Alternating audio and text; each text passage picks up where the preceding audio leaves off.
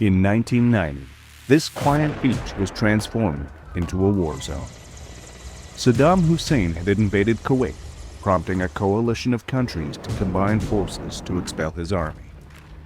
Iraq had over 500,000 frontline troops with another million in reserve, armed with a formidable array of Soviet weapons, including 5,000 tanks. The USAF had an aircraft in their inventory designed specifically to obliterate Soviet armor and provide the much-needed support for the coalition ground forces, the A-10. Curiously, General Horner, commander of air operations, almost left it behind. General Horner was called in by General Schwarzkopf before the actual assault launch to review what airplanes were going to be there. 1,900 airplanes to be assigned, 0 A-10s. And Schwarzkopf looks at the list and he says, "Where's my A-10s?" And General Horner says, we have F-16 specially armed. They'll do the job." Schwarzkopf looks at it, says, "I don't want to hear any of your Air Force political bullshit. Give me my A-10s." The A-10s, aircraft that were at the time 20 years old, managed to outshine the 1,900 aircraft that had been chosen ahead of them, destroying 4,000 tactical targets, a tally higher than all the others combined.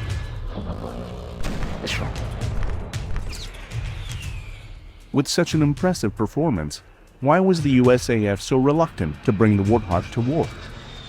What was it about this tank-busting machine that repulsed them so much?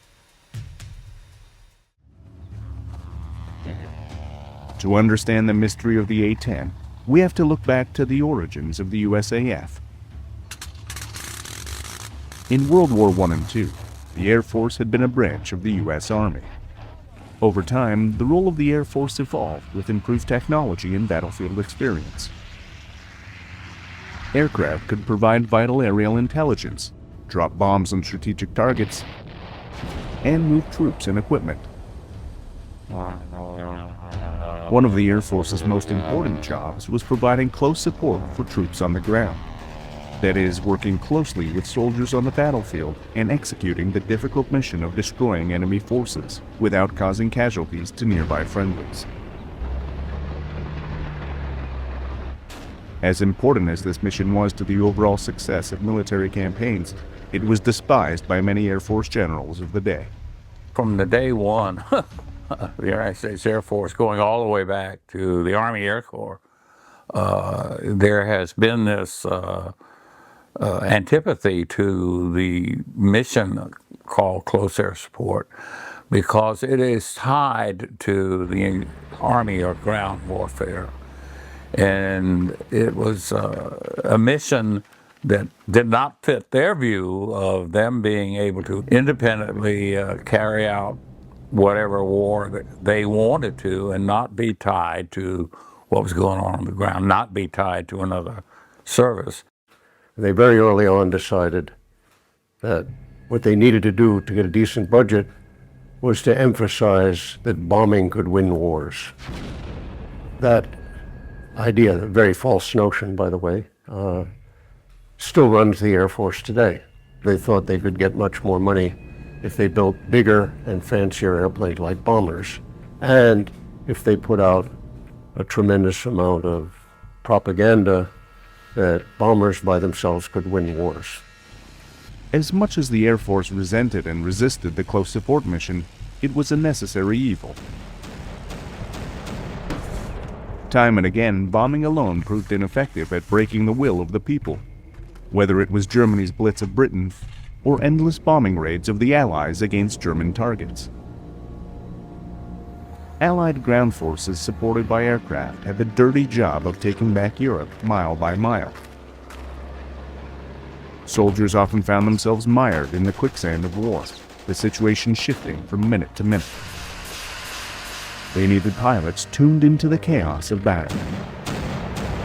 Infantry working outside the wire on a patrol, they want something above them that can see all, communicate with them, help them with their navigation problems, help them see ahead, and so they won't be surprised. And if they do get surprised and they come in contact, they can get almost immediate fire on the target. By immediate, I mean within a minute. As much as the Air Force wanted to focus on bombing missions, they still managed to produce some legendary close support aircraft, albeit by blind luck. The P-47, which was the original Thunderbolt, that airplane turned out to be a close support airplane totally by accident, which is typical of the Air Force. Since the Air Force didn't care to do close support, obviously they weren't going to design airplanes for it. They designed the P-47 as their approach to the greatest thing in the sky, to shoot down Messerschmitts. In fact, it was not the greatest thing in the sky to shoot down Messerschmitts. It racked up a very good combat record in air-to-air combat because it had some, fabulously good pilots, which count far more than airplanes. By pure accident, it turned out it was a wonderful close support machine because it had a huge radial cast iron engine right in front of the pilot, which was like built-in armor for him from the front. Could carry a big load because it was a big airplane, too big to be a good air-to-air fighter. And the engine was very survivable because it didn't have a liquid-cooled engine and radiator. So basically, rifle bullets couldn't bring it down very easily. The P-47 could come home with, 20 or 30 holes in it. And so it racked up a terrific record. Close support was not considered the most glamorous job, but it was a vital one. The pilots of the 365th Fighter Group, also known as the Hellhawks, flew their P-47 Thunderbolts in one of the most important operations of the war. It was realized in the Allied headquarters that they needed a tactical air force to support the ground troops directly during the process of the invasion of Normandy. So they needed a dedicated fleet of aircraft, both bombers, transport, and fighters, to seize control of the air and then support the ground troops. So the Hellhawks got drafted, probably not by choice, into that role. They dreamed of themselves as the high-flying pilots with a scarf streaming behind their neck, but they began to realize that they could play a crucial role on the battlefield, and they became very connected emotionally with the GIs on the ground and helping them out. The Thunderbolt's impact would last long after World War II.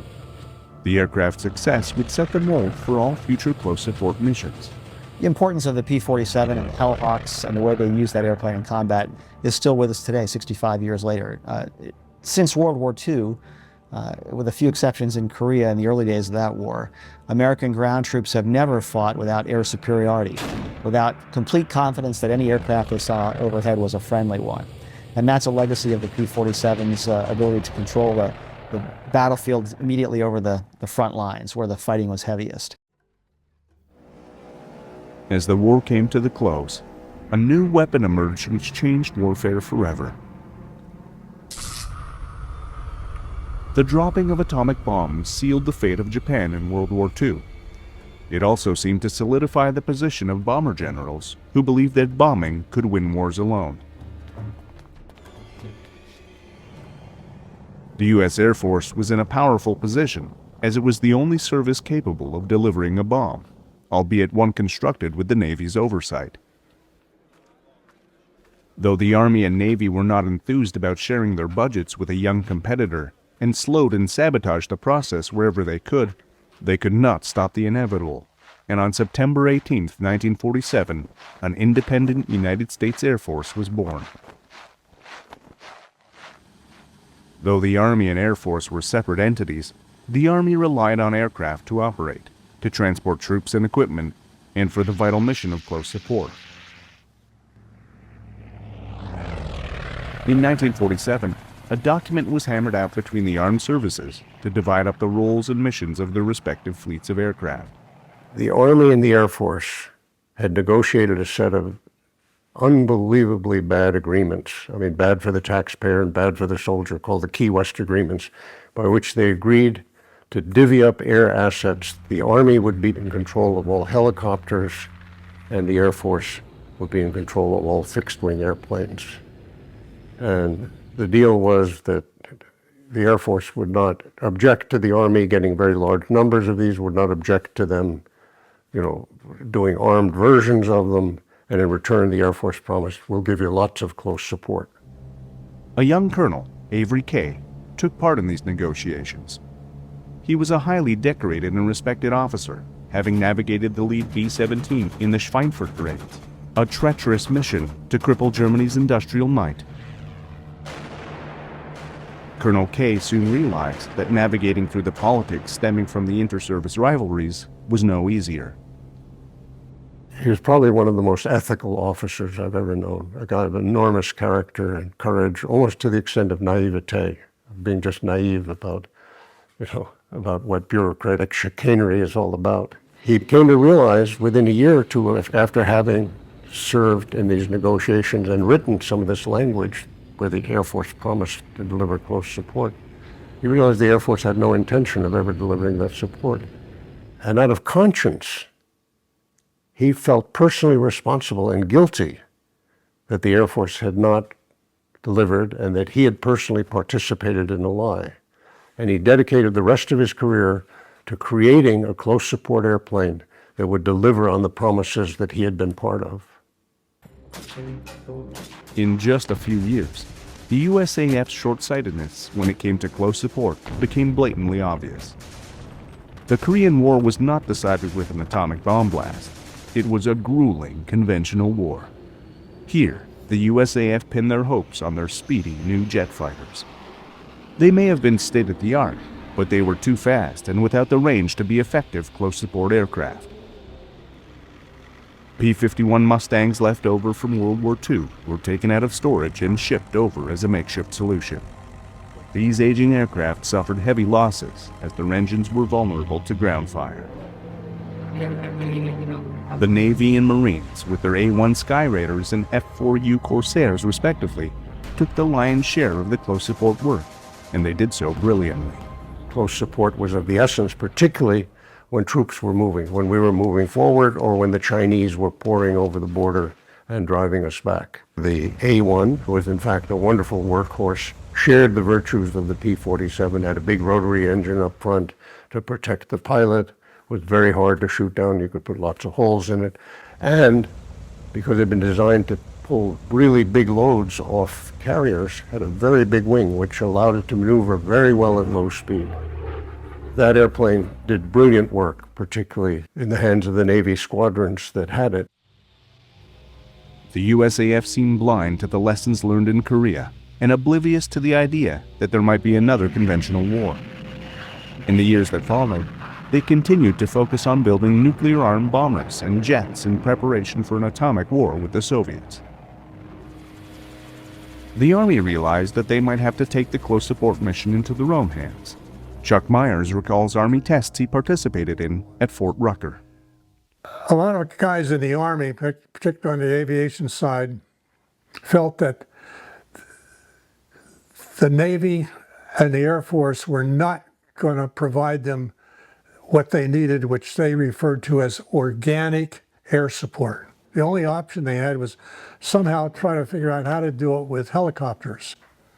And that's what was going on at Fort Rucker, was experimenting with helicopters. They were reinventing our old Army Air Corps. My primary helicopter that I was using was a H-13. They had strapped 30 caliber machine guns to the rails. When hostilities boiled over in a tiny country in Southeast Asia, the USAF once again found themselves unprepared. Well, what happened in Vietnam is we went into Vietnam in the Air Force, in particular with aircraft that were not suitable for the situations that we encountered. In the skies, the USAF needed agile dogfighters capable of keeping up with Soviet-made MiGs. Instead, they had aircraft built to drop atomic bombs and fighters that lacked the basic cannon for shooting down opponents at close range.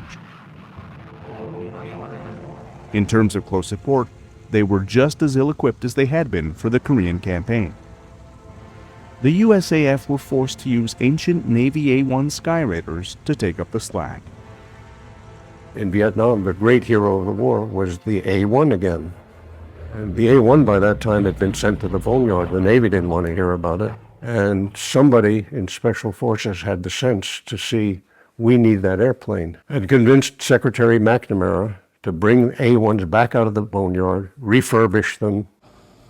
Not surprisingly, the Air Force were less than enthusiastic about having the Sky Raider jammed down their throat by McNamara.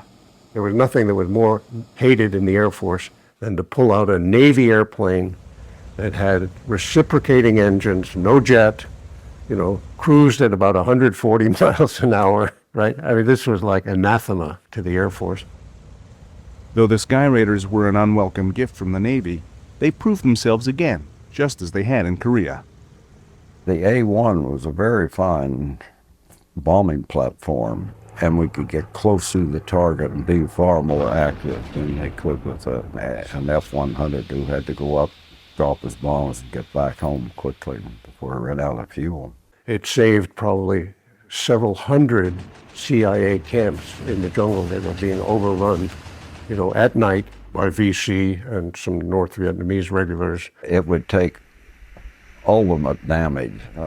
Bernie Fisher, who landed during the Battle of Ashaw and picked up a lad who had crashed just off the runway. He had, I forget what, 20 or 30 bullet holes through that thing.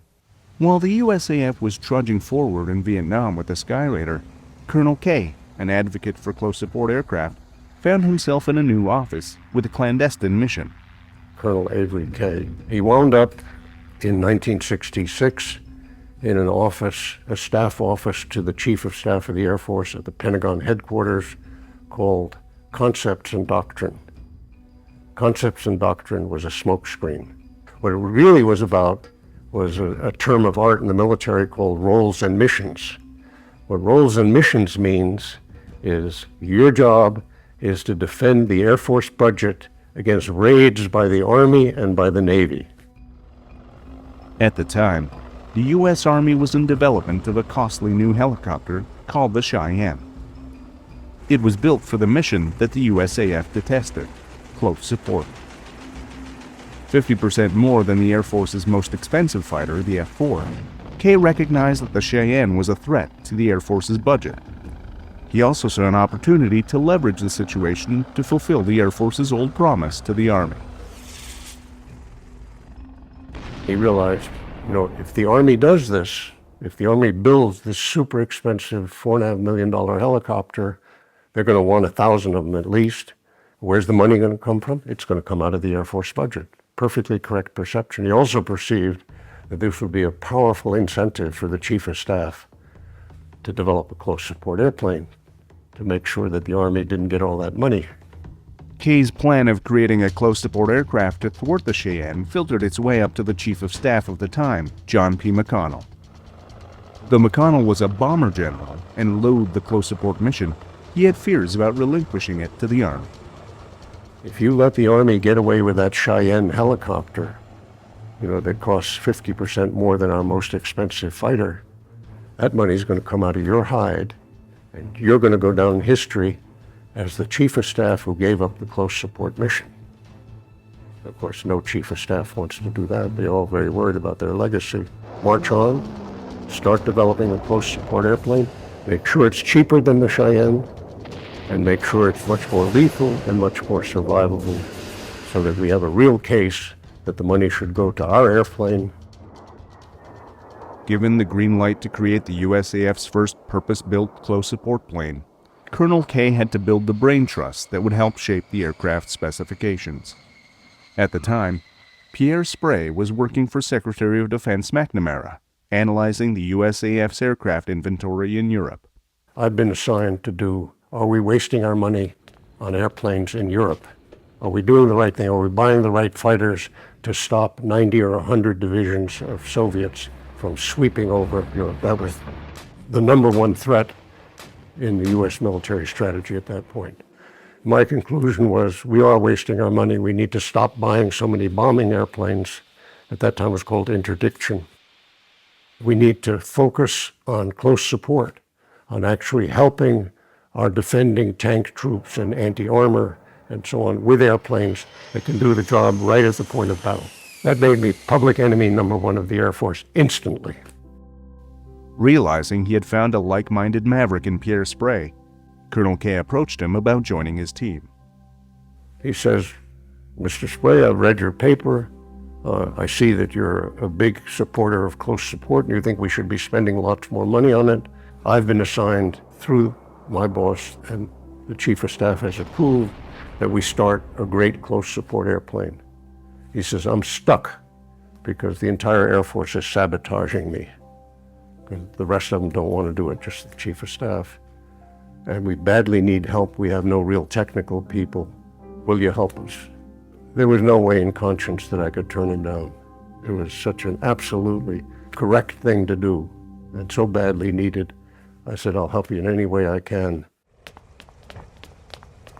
To help Spray and Colonel K develop the ultimate close support aircraft, they enlisted the help of A-1 pilots fresh out of Vietnam. Their first-hand experience working with the Army would prove invaluable in creating the new aircraft, then simply known as AX. Tom Christie, who helped examine potential contenders for the AX's weaponry, recalls the passion of K's group.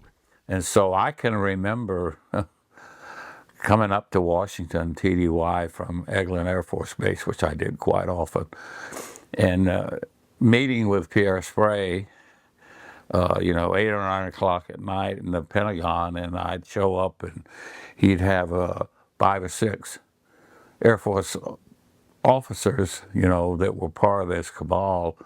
And the one in particular that I remember was a guy that named AVK, and they wanted to make sure that the Air Force did not go wandering off and make the same mistakes they'd made in previous years. They wanted an aircraft that was dedicated to and designed for close air support.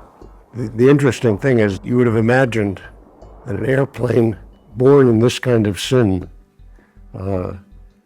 designed to simply kill an Army helicopter, couldn't possibly become a good airplane. But the interesting thing is, for us down in the trenches trying to shape this airplane, once we had the Chief of Staff's approval, is these were absolutely ideal circumstances for creating a really good airplane at very low cost. I mean, normally you're told include this technology, you got to include that radar, you got to include this piece of junk, make sure it's plenty expensive so that the contractors get lots of money. Whatever you do, don't make it cheaper than the last airplane. That's what really shapes airplanes today. We have the dead opposite, because our instructions were make the airplane much more lethal, much more obviously lethal than the Cheyenne helicopter, make it much cheaper, and make it much more survivable. That's exactly what you want to do for a close support airplane. So out of the political mayhem of the Pentagon budget battles, we actually had marching instructions that, the designers would kill for. Pierre Spray, Tom Christie, and Chuck Myers all pushed for the development of America's first close support plane.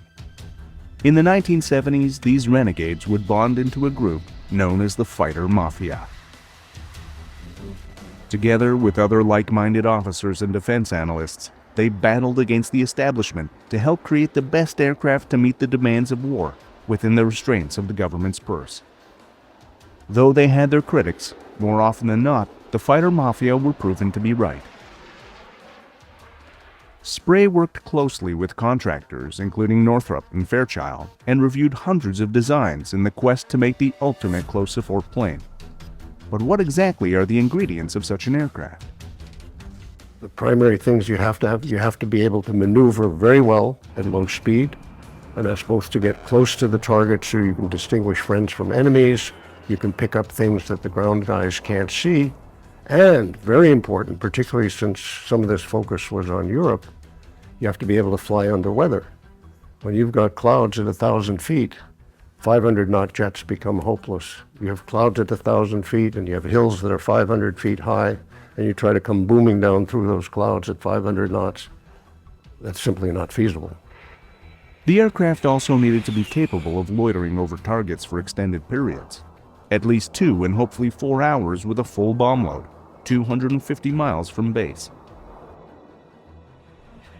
If a plane had to leave the battle to refuel after just a few short minutes, it wouldn't be around long enough to provide any real support. The A-1 pilots were adamant about this, and about the need for an excellent radio communication system.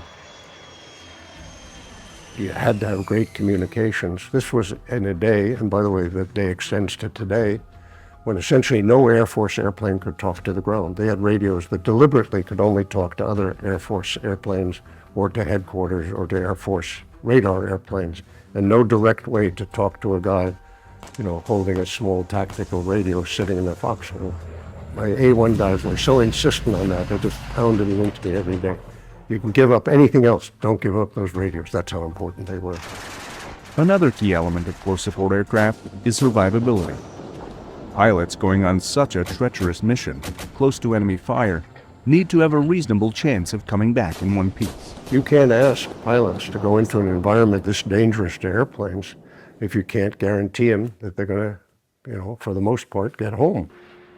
And so we put a huge amount of work into survivability. There was so much attention paid to the aircraft being able to survive in what was forecast to be a very critical environment that we were going to be flying in with a lot of air defenses.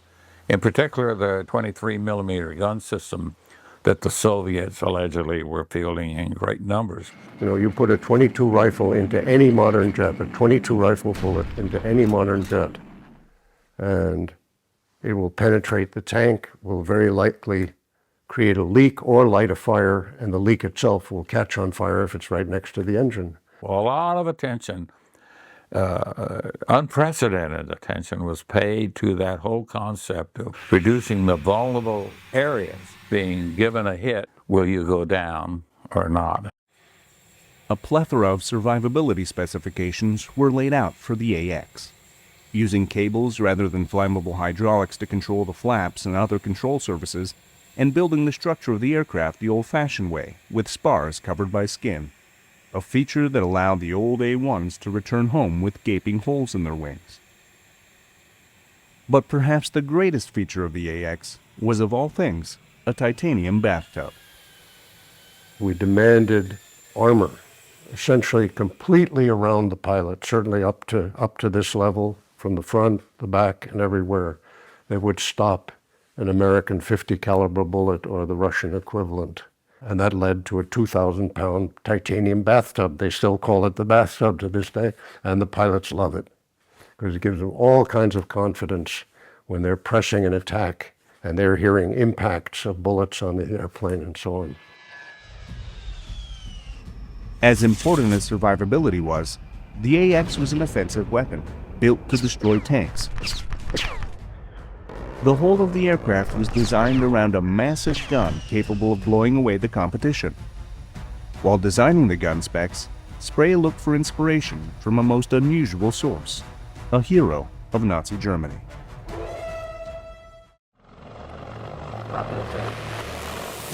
In the 1960s, the U.S. Air Force had a helicopter in their crosshairs.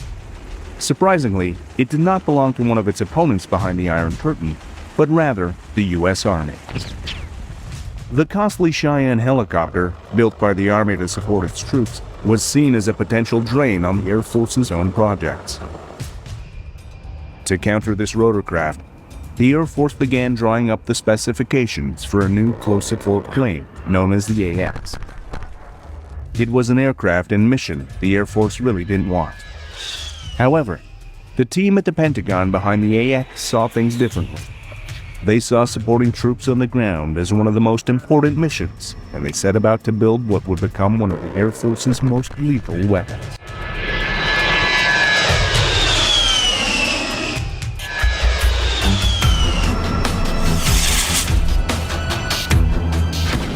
The AX was an offensive weapon, built to destroy tanks, armored personnel carriers, and soldiers entrenched in foxholes or behind sandbags. The whole of the aircraft was to be designed around a massive gun capable of blowing away the competition. While designing the gun specs, defense analyst Pierre Spray looked for an inspiration from a most unusual source, a hero of Nazi Germany.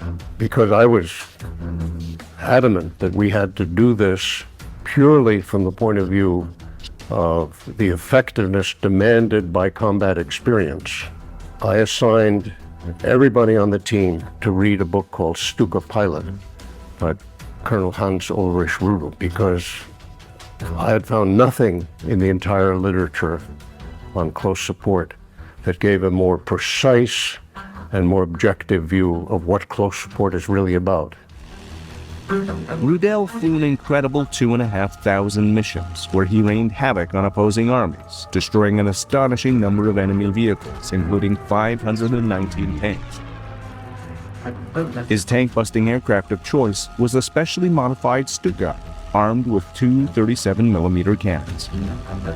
Spray began a worldwide search for a caliber of bullet powerful enough to pierce Soviet tank armor, while not so large as to make it unwieldy for an aircraft to fire. He found the perfect bullet in the land of fine chocolate and watches, Switzerland. Munitions manufacturer Warthog produced a devastating 30mm round, which penetrated with Swiss watch-like precision. Now that Spray had found his bullet, he had to figure out a way to fit 1,000 rounds worth on the AX. The massive amount of ammo was housed in a drum 3/4 the size of a Volkswagen. Of course, when we started sizing the weapon, see how big it was, a huge ammunition storage, because we wanted enough ammunition for 20 repeated passes. See, that was part of the long loiter, long endurance. It's not just hanging around, you also have to hang around and be dangerous, have weapons. Carrying so much ammo and such a powerful weapon, the AX might be best described as a flying piece of artillery. Though the 30mm shells were potent and capable of penetrating the thick Soviet armor, they wouldn't necessarily stop a tank in its tracks. At that time, a new type of bullet was in development, which packed a depleted uranium punch. Depleted uranium has exactly the same properties as magnesium. When you hit with a high velocity, you actually light off the metal. The metal burns inextinguishably, just like magnesium does in a flare. This thing is so incendiary that if you just have grease, the normal grease that's in the sump under the engine, you're very likely to light the tank on fire because there's burning fragments everywhere once you've penetrated. By 1970, Spray and his team had put together all the specifications for their AX aircraft into a concept formulation package. The tremendous amount of work they did paid off. The USAF, still eager to kill the Cheyenne helicopter, approved the plans, as did Secretary of Defense McNamara and Congress. The U.S. Army with the Cheyenne and the USAF with the AX weren't the only ones fighting for a piece of the government spending pie. The Marines had a futuristic close-support aircraft of their own, the Aviation Harrier. Chuck Myers took part in an evaluation of the three designs. The group leader turned to me and said, well, we need a plan. Who are we going to visit? Who are we going to talk to about this subject? And I said, well, I think we probably ought to start with the Marine Corps because they probably know more about the subject than anybody else. They have great interest in air support. I set up the meetings for them over at Marine Corps headquarters, and our little group went over there. And we spent a whole morning listening to Marine Corps expound on the subject. And of course, they were pushing this thing called a Harrier, which, if I could think of an airplane least appropriate for close air support, that would be it, because of its vulnerability to small arms fire. Myers soon realized the bomber generals in the USAF weren't the only ones who had antipathy for the close support mission. We all convened for lunch, and it broke up into little groups. And I remember sitting at a round table having lunch with Marines, a couple of Marines, and one of them was a colonel. And I never forget the colonel saying, he thumped the table and said, boy, we can hardly wait to get our F-14s. And the other guys in my group looked at me like, they're F-14s. They were no more interested in close air support. All they could think of was they were going to get the F-14 along with the Navy. Everybody wants to fly fighters. Nobody really wants to do this horseshit mission down there in the dirt. While Congress evaluated the aircraft available for the close support mission, Spray's paper airplanes were turned into prototypes. When it came to testing, Spray once again carved his own path. I had felt very strongly all along that the right way to do this was to get prototypes built, 2 or 3 prototypes by each company, and have a real firing shoot-off a competition, a fly-off. The A9, A10 were the two entries into the AX program, which was our first foray into a fly-off. That was a different approach. The 4 aircraft, 2 from each company, were flown over a period of many months at Edwards Air Force Base. That had never been done in the Air Force before. They built lots of prototypes, and people were very reminiscent and very nostalgic about how great it was when we built them, but they never flew against each other. They were kind of engineering models. They went to Edwards Air Force Base. The test pilots flew them, clocked how fast they flew, how long, how high, how fast, and then kind of on paper compared them to other airplanes. We didn't want that. We wanted a real competition where you went and did the mission as realistically as you could with 2 manufacturers fighting it out, and the guy who did the mission best would win. Northrop and Fairchild Republic were given a little over a year to construct 3 prototypes each, 2 flying and 1 in pieces just for test fire experiments. The possibility of being struck by ground fire was a reality of the close support mission, something not factored into the designs of most jets of the era, which made them vulnerable to attack. Spray challenged aircraft manufacturers Northrop and Fairchild to design planes which kept the volatile fuel supply and the hot-burning engines as far away from each other as possible. While Northrop buried the engines next to the fuselage, Fairchild came up with their own innovative solution. Fairchild came up with a superb solution. They have the engines out on pylons away from the fuselage. There's no fuel between the engines. All the fuel is way forward in the wings, and it's brought a lot of pilots home. There would have been in airplanes that were burning and crashing. Spray once again rattled the establishment, this time with his choice of test pilots. We had the shoot-off at Edwards Air Force Base. Half the pilots were test pilots. This was another huge battle. Half of them were fighter pilots, real pilots, which was crucial because we were going to do so much bombing and strafing. That's not something that test pilots, are particularly adept at. So that was another revolution, another bureaucratic mess. Because, of course, the test pilot community has their own little sacred cows. So these 2 airplanes were flown first by company pilots and then turned over to a team from the Air Force to go through a whole procedure in flight and in other logistics analyses, the whole roll of wax. It was an extremely close competition between Northrop's A9 and Fairchild's A10. It was hard to choose a winner before counting up all the bullet holes and tallying up the scores on each test. I had thought that Northrop was going to win because they had a somewhat slicker design, a little better aerodynamics. And lo and behold, after all the shooting was done and all the testing, Fairchild had taken the survivability a little more seriously, had an edge there, had a slight edge on some of the accuracy, dive bombing accuracy stuff, and they were awarded the contract. It's exactly what's supposed to happen. The guy you didn't think was going to win won because he did a little better. It was pretty close, though. It was a really tight race. We wouldn't have been badly served by either airplane. The A-10 Thunderbolt II was named after another legendary close support aircraft, the P-47 Thunderbolt. The A-10 was an excellent design, but Fairchild still had to work out some serious technical issues. We were doing all the follow-on tests on the A-10, primarily gunfire. Because when you were firing guns, the engines would quit. And when the engine would quit, it would be very quiet.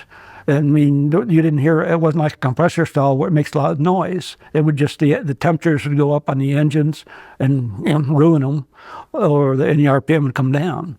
So I flew thousands and thousands of rounds at the ground to try to solve this engine problem.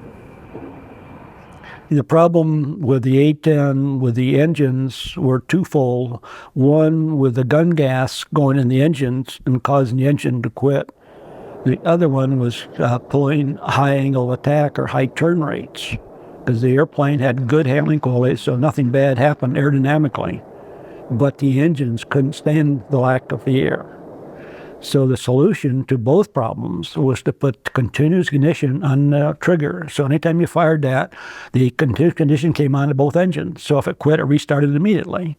And also high angle attack, on angle attack. So ignition comes on at high angle attack. The engines keep running. Well, they don't keep running, but the pilot doesn't know the difference. With the A-10 selected for production, the Air Force found itself in an unpleasant situation. Their motive for supporting the A-10 was always to kill the Army's Cheyenne. In 1972, that became a reality. With the Cheyenne dead, they suddenly had a new close support plane in their hands, an aircraft they really didn't want for a mission they despised. 1972, the Cheyenne was safely dead. It had been killed.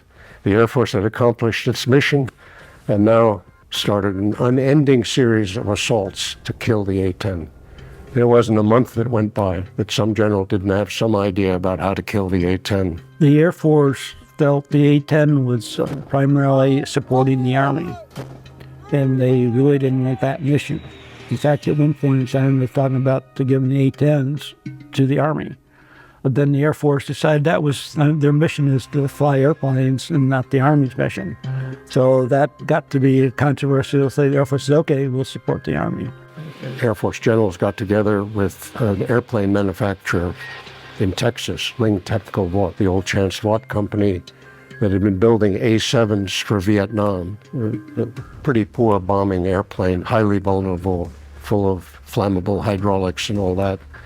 And they claimed that they had a model that would do close support superbly. They got some congressmen to back them, along with these Air Force generals, and they actually forced us to do a fly-off of the A-7 against the then still in development A-10. So we dragged out the Y-A-10, the prototype, and had a little fly-off. The A-7 was so laughably worse that nobody could pretend that this was a good excuse for killing the A-10. The A-10 seemed to be equally resistant to battle damage as it was from assaults from the Air Force. Production continued, and in March of 1976, the 355th Tactical Training Wing, based at Davis-Monthan Air Force Base, Arizona, became the first unit to receive the A-10 Thunderbolt II. This did not dissuade the Air Force from continuing to do all it could to whittle production numbers. Interestingly enough, the Reagan administration comes in, and as I recall, the A-10, we had a procurement goal of 733 airplanes, something like that total. We had one more year to go. And the Reagan administration rolls in and, of course, throws money at everything the services wanted. And then Stockman, recall Mr. Stockman, who was OMB at the time, sort of said, my God, we need to take a look at all this money we're spending. You know, we're going in the whole tax cuts and all that.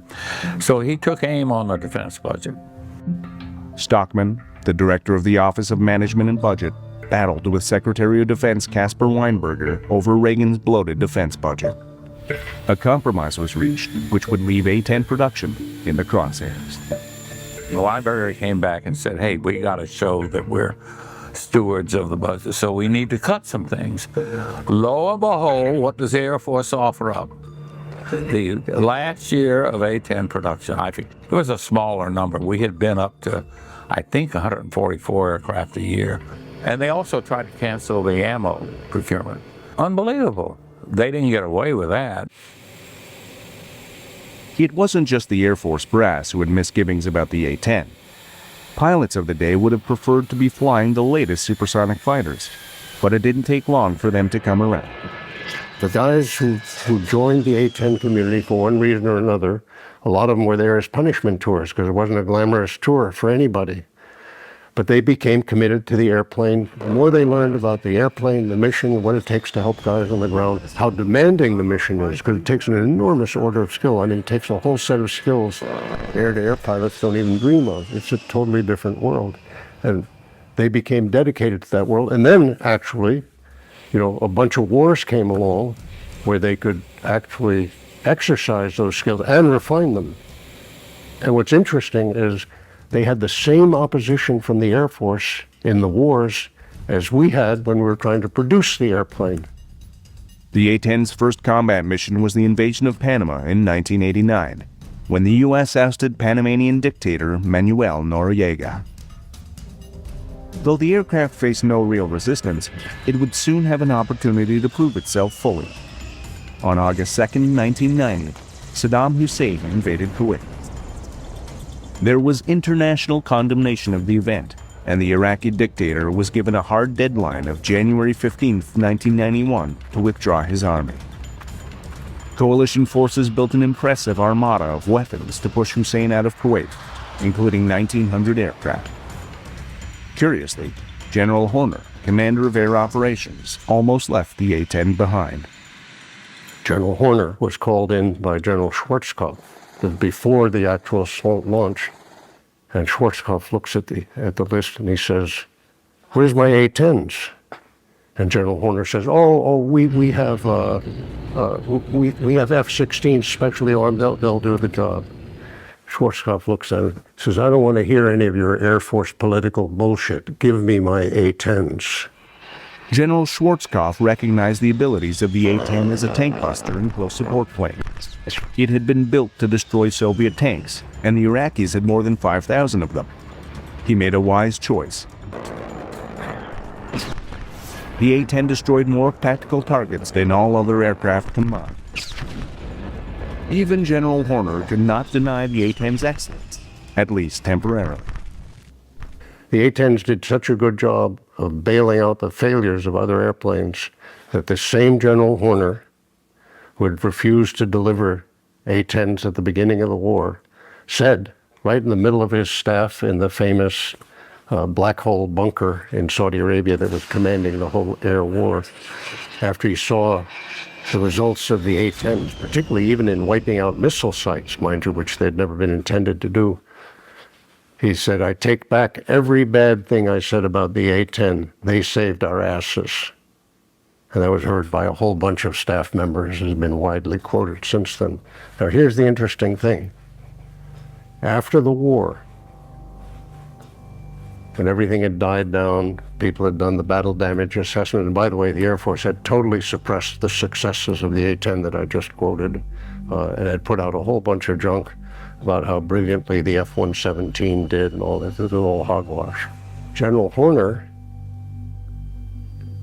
was forced by his fellow generals to renege on what he had said and join the assaults on the A-10. Actually went back on what he had said about how they saved our asses. He said, no, they weren't that important. Now you ask yourself, how could a guy who had spent his career, flying airplanes, he'd flown a lot of fighters, he wasn't just a bomber guy. But once he got to be a general, he was so infected by the culture around him of the other general officers.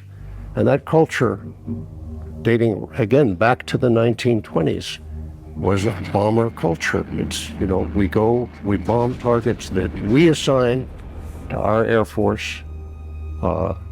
We do it independently of the Army. We do it with airplanes that are very expensive because they're good for getting us a bigger budget. And that's what the Air Force is about. Though the A-10 had done excellent work against Iraqi forces, by the end of the first Gulf War, the Air Force should have had a replacement in the pipeline. Aircraft have long gestation periods, and the A-10 was based on 1970s technology. But the bomber culture that permeated the upper echelons of the Air Force made a new aircraft nearly impossible. A lot of the people in the close support community, the military reform community, in 1983 started proposing developing a far better, far more modern A-10. We called it variously the Mud Fighter or the Blitz Fighter. And it was going to be smaller, hotter, much better maneuverability, better able to get close in, better able to survive, have even more lethal weapons than the A-10, and we were ambitious to make it even cheaper than the A-10. And we had designs laid out, and we briefed them all over the Pentagon, and the Air Force came down like one man to kill it.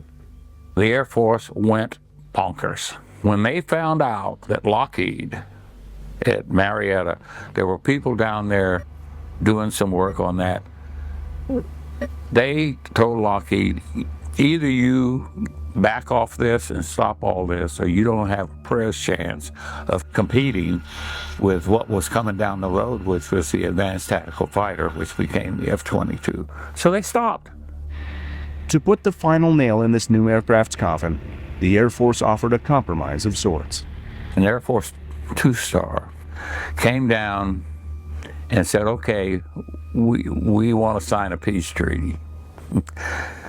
You guys back off pushing this new aircraft, okay?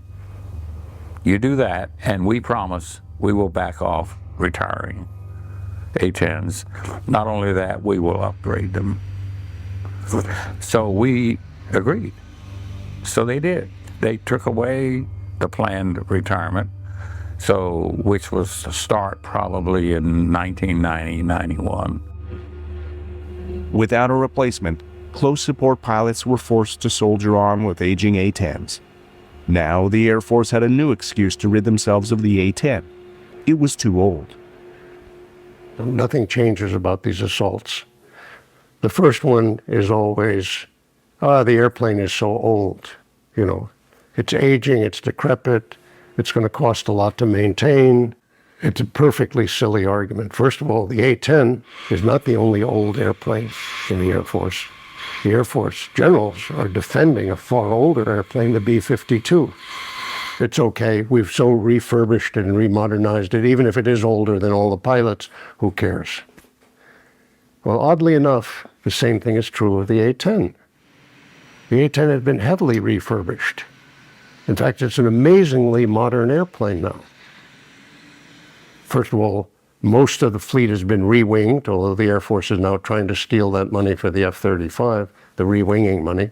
But most of them have already been re-winged and will be good to 2040. Secondly, it's completely false that older airplanes get more expensive to maintain. The older airplanes, B-52 included, are vastly cheaper to maintain than any of the new airplanes that replace them. And they're just like old cars. If you find somebody to make the parts, you can keep a car going forever, and people who love the car do. As the airplane stands today, there's nothing that can touch it in terms of performing this mission. There's just no way. It can do all the things that the ultra high-tech systems can, like F-15s and F-18s and so on. It can do all those things just as well as they can, but it can work the other end of the spectrum down low. In lack of anything else, I would open the line and build more A-10s. From the invasion of Iraq to Afghanistan to the war against ISIS, the Air Force has been equally reluctant to bring the raging warrior to battle with them. Though the A-10s took part in the initial assault on Iraq, they were mothballed from 2003 to 2007. The USAF tried to rely on F-16s and other fighters to hit targets on the ground, but they were often inaccurate and caused casualties amongst friendlies. It wasn't until 2007 that the Air Force was forced to concede they still needed the A-10, an aircraft originally designed for a jungle war. The A-10 was a Vietnam follow-on because all the airplanes in Vietnam didn't have much fuel to stay around the target area. And of course, Vietnam was over, but it turns out now that the A-10 was perfect for Iraq and Afghanistan because it can loiter for long times. It's got plenty of ammo. That gun is absolutely outstanding as far as the 30 millimeter. You put the pipper on the target and the first dozen bullets go there. No question. That's where they go. Like the USAF, the Russian Air Force has a dedicated ground support aircraft of their own, the Sukhoi Su-25, an aircraft with an uncanny resemblance to Northrop's A-9. Introduced in 1981, it is still in production, and with multiple upgrades it continues to support Russian troops and the troops of buyers from around the world. The Russian Air Force does not seem to have the same hang-ups about close support as the USAF, and in 2015, the Su-25 was brought into Syria to combat ISIS. Rather than create a new dedicated close support aircraft, the USAF is pinning their hopes in dollars on stealth multi-role fighter, the F-35. This versatile aircraft was designed to handle the missions of not only the A-10, but also the F-16 and F-18 and Aviate for the USAF, Navy, and Marines. Critics of the A-10 label it a single-purpose aircraft, but could a jack-of-all-trades master any of these missions? Here we are now with the A-10, obviously now 40 years old, 30 to 40 years old, though it's still got life. And we have one program going, F-35, and that's going to fill all these missions. And that's just outrageous to even, think about that. Multitasking is a huge waste of money because it leads to enormously expensive airplanes. Instead of that $250 million airplane, we could have a great close support airplane for $20 million or $25 million. We could have a great fighter, air-to-air fighter, for $30 or $35 million. And then we could have whatever else you need, a reconnaissance airplane or those other kind of missions that maybe it does. We could have one of those for $30 or $35 million. It's uncertain when the F-35 will be able to take over for the A-10 and how effective it will be. Though the A-10s have been upgraded into the most advanced close support aircraft in the world, the USAF is almost embarrassed to bring them to front lines as they battle ISIS and prepare for a potential conflict in the Ukraine. I agree with the Air Force, It is a disgrace that we're flying that ancient airplane, and it's their fault. Because we should have been started, by the mid-'80s, we should have been started prototyping something that was better than the A-10, and then let it prove that it was better. If it wasn't better, then we wouldn't build it. We never did that, because the Air Force never wanted to do that mission. Over the years, the A-10 has proven itself the premier close support aircraft in the world. Sadly, it has also become a symbol of the strife between the branches of the armed services. The A-10 was authorized by the Air Force as a means to destroy an Army helicopter.